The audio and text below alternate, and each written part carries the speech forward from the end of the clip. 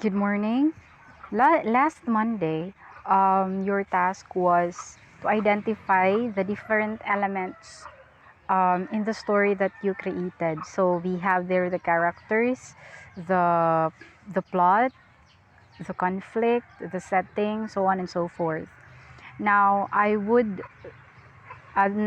this time rather I will be discussing to you those elements of fiction because afterwards you will be identifying the elements of fiction of a story, not your story, but of a specific story that I will be giving you later on.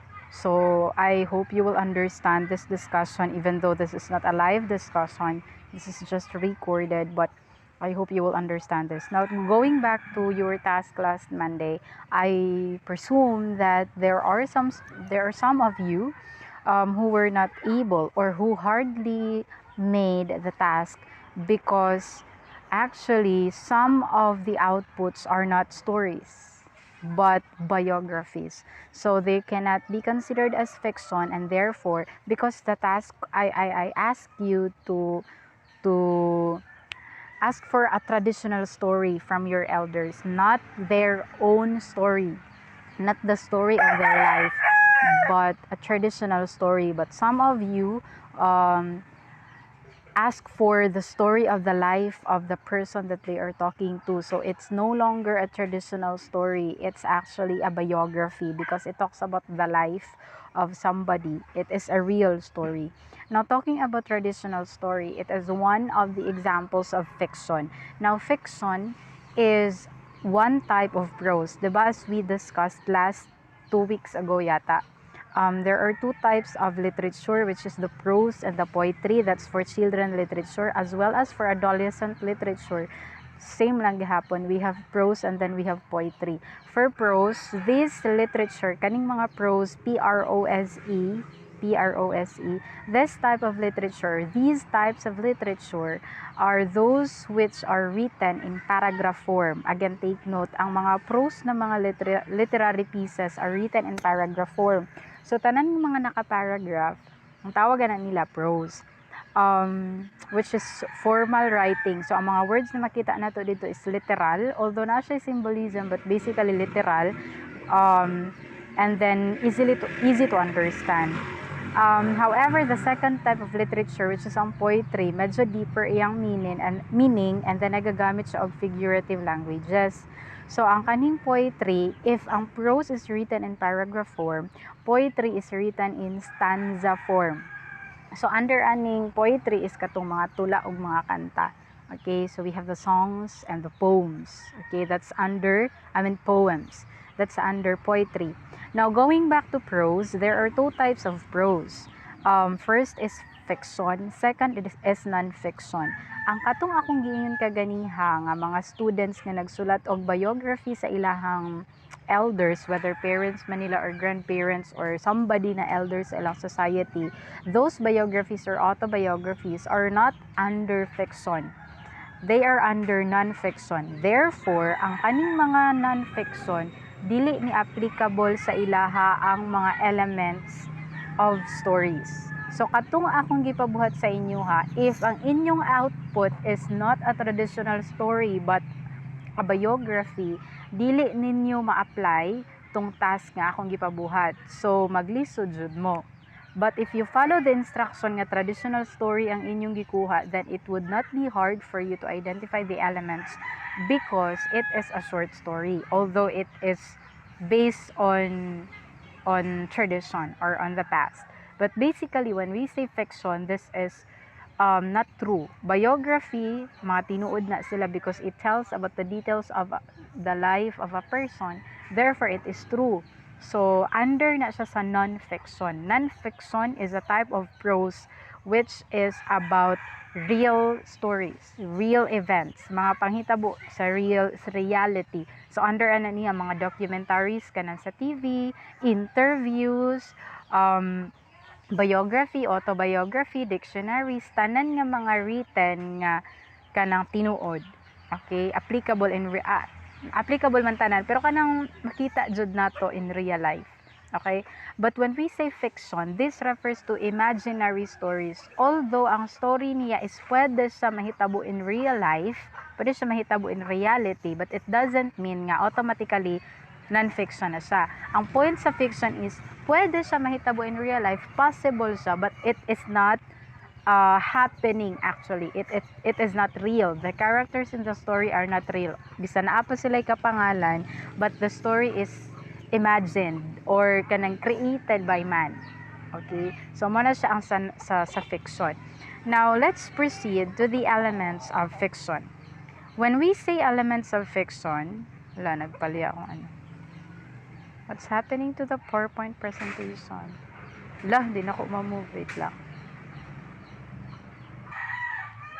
Okay, so we have here the elements of fiction. Now, before anything else, again, fiction refers to writing that comes from an author's imagination. So, sa tao ra gyud na siya. Kung kinsa ang nagsulat, imagined lang gyud niya tong fiction. So, under ana is realistic fiction. Basically, real siya.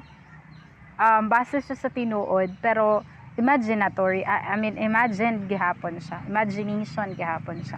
Next is historical fiction. Imagination siya, pero ang basis sa imagination is about the past. Fantasy, katong mga na ay fairy tales, katong mga fairy. Those are fantasies kanang naanay mga fairies, mga fairy godmothers, mga duwende, mga fantasy na siya. Science fiction is katong mga about the universe, mga ingon ana, scientific knowledges, pero gihimo siya og imagination na lang siya. Okay? Under siya sa imagination sa tao nga nagsulat. So those are under fiction.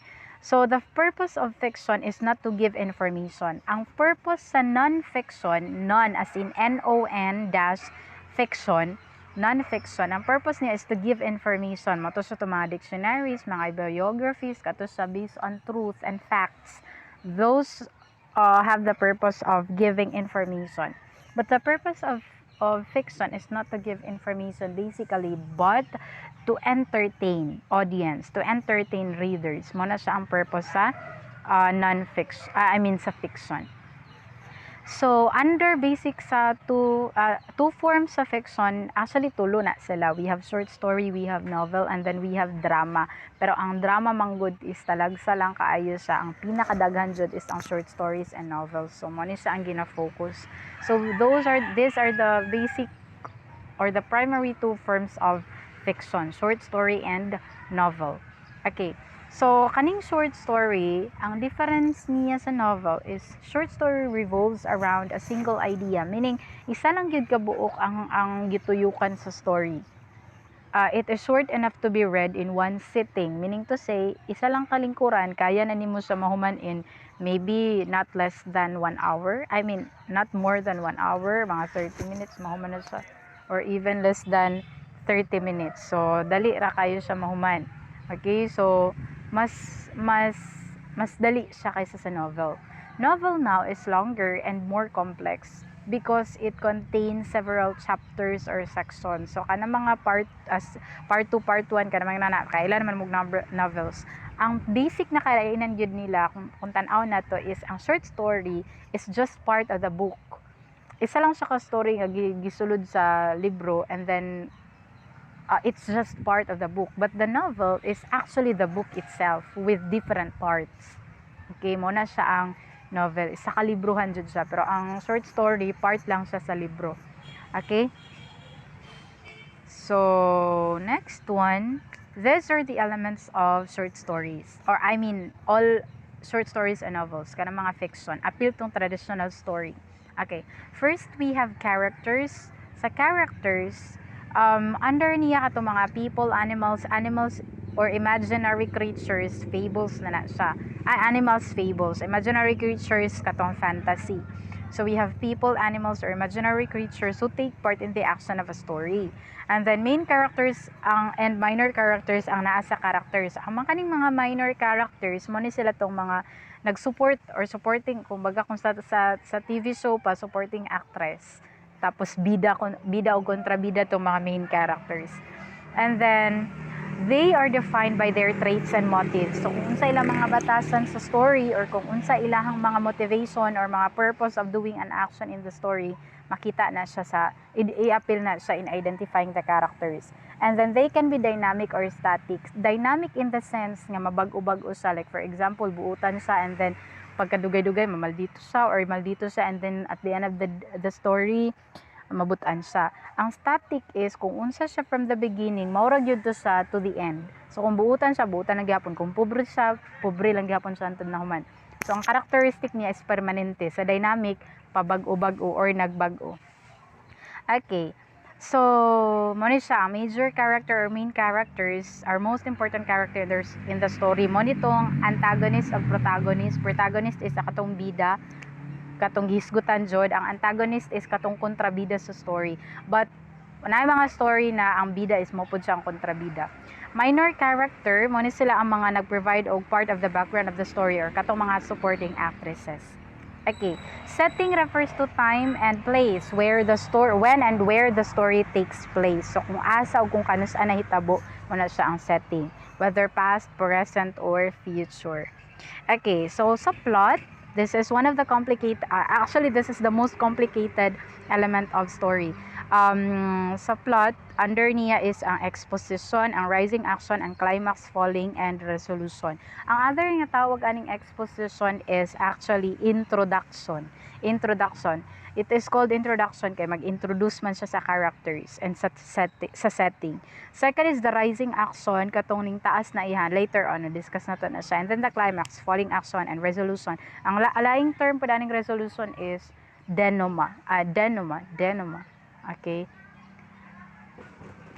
So sa exposition, it sets the stage for the story. Characters are introduced, setting is described, and conflict begins. So tulo ang masulod ani, characters, ang setting, ug ang sugod sa problema. Okay? Next, we have the rising action. There is a rising action, mo nagyud ni siya tong naa nagyud problem nga nakita nagyud. Ang katong sa introduction or sa exposition, gi-expose pa lang or gipakita pa lang kung unsa ang issue. But sa rising action, makita nagyud kung unsa nagyud ang mga problema. So diri na makit-an tong mga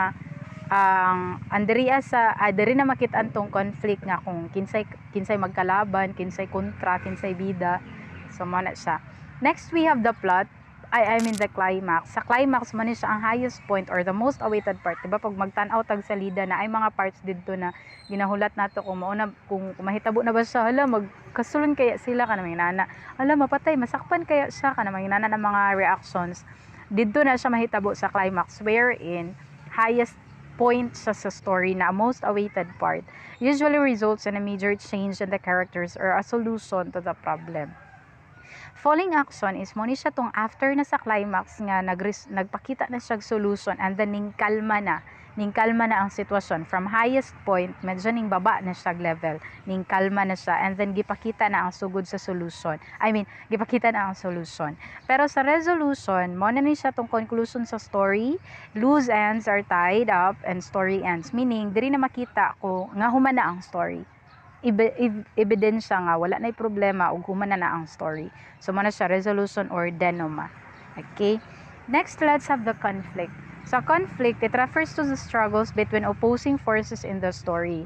Natay duha ka types sa conflict. First is external, second is internal.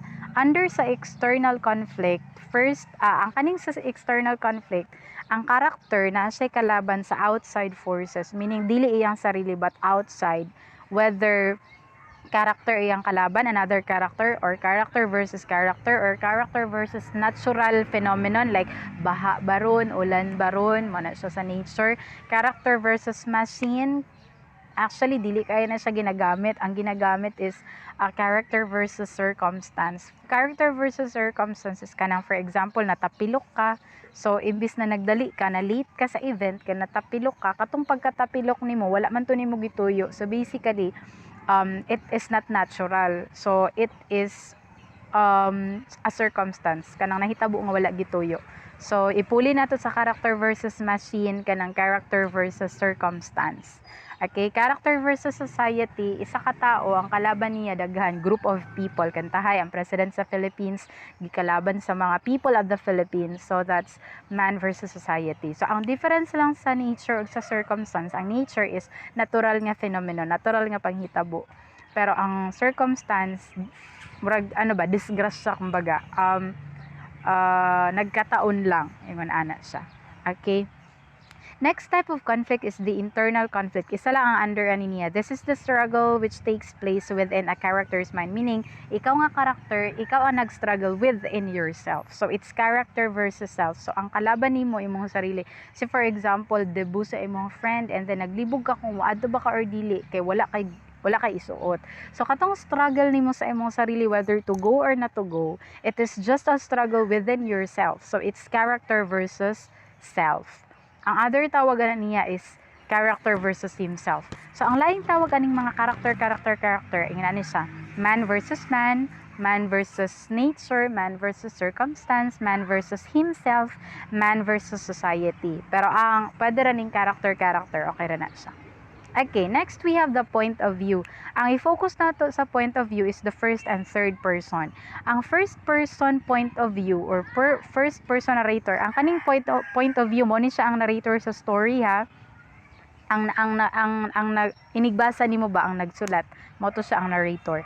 So sa first person narrator mo ni siya tong isa siya sa character sa story, whether bida ba siya, kontrabida or supporting character, bisan kinsa siya, for as long as part siya sa story, first person na siya. Ang ilhan na niya is kato nagagamit og I, my, first person pronouns.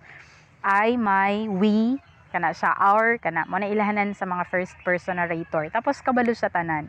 Kaya apil man siya sa story. Next is the third person narrator. Ang third person narrator, duha iyang klase. First is third person omniscient, second is third person limited. Ang third person narrator, wala siya labot sa story. Okay? Wala siya labot sa story, pero kabalo siya sa story.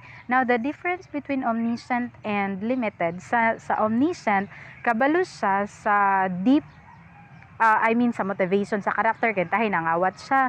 Sa omniscient, kabalo ang narrator, nganong nangawat siya. So, pati ang sa utok o sa behavior sa character, kabalo siya deep inside. Even sa story sa character, kabalo siya. Meaning, all-knowing siya. Tapos si third person limited, kung unsa lang ang story mo lang to siya kintahay nangawat lang, and then wala na ilabot nga nung nangawat, unsay motivation, unsay na sa utok, wala na siya ilabot mo, ang gitawag siya limited, kay limitado lang iyang nahibalaan. Okay, so mo ni siya ang both third person omniscient and limited nagagamit sila third personal pronoun, so kato mga they, he, she, kana siya. Okay, next we have the theme. Sa theme under niya is katong unsay central idea, unsay makita, the story talks about friendship, kana siya, survival, death, family, love, faith, ingon ana, success, mga ingon ana. Ang kaning sa theme mo ni siya ang katong mga nouns, mga one word or phrases lang ang makita sa theme. Okay, nako idugang ang moral. We have the moral. Ang tawag ani sa uban is moral lesson. It's wrong to say moral lesson because moral means lesson in the story. So kung moingon tag moral lesson, dubli ang lesson kung i-define nato siya. So pili lang ka kung moral or lesson because moral means lesson. Lesson is moral. Okay? So pili lang ta sa duha whether moral or lesson. Dili pwede ikuyog silang duha nga moral lesson. That is wrong. So, ang kalainan sa theme ug sa moral, ang theme is just one word or phrase. Ang moral is in sentence form. Kintahay, ang theme is about love. So, ang ibutang nimo dito, the theme is love. Ana lang. The story talks about love. Pero ang sa moral, what is the lesson that is taken from the story about love? So, kintahay, ang lesson is love conquers all. Love accepts mistakes. Love forgives, mga ingon ana. So in sentence form. So ang theme is word or phrase, ang moral is sentence form kung unsay makatunan. Okay? So ang theme, what is the story all about, and then ang moral, what is the lesson learned from the story. Okay, so those are the elements of fiction. I hope you learned from it. Later on, I will be giving, maybe tomorrow na lang, I will be giving a story and then you are going to identify the elements. So make sure na balik-balik ko ninyo ni siyang tanaw or paminaw para makabalo mo kung what are, o makasabot mo what are the elements of short story. Okay, that's it for today. Goodbye! By the way, mag-send na lang siguro kung story unya. Same story lang kamong tanan. Pareha lang mong story. So, muna yung trabaho unya. One story. By pair lang para magkatinabangay mo. So, you will do it by pair. So, the same lang mong stories tanan. You will do it by pair. Okay? Bye!